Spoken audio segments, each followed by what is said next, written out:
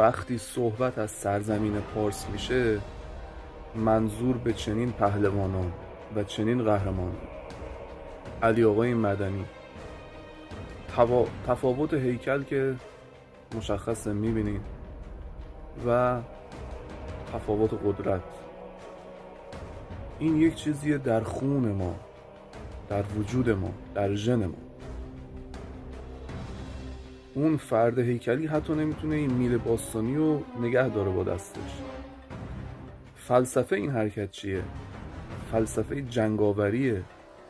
اجداد ما زمانی که میخواستن بجنگن دیگه خواب نداشتن، شاید 3 روز 48 ساعت 72 ساعت مجبور بودن که بیدار بمونن و بجنگن و این شمشیر رو تکون بدن. نسل ما رو نبینیم که راحت طلب و تنبل شدیم. این حرکت شمشیره در دست.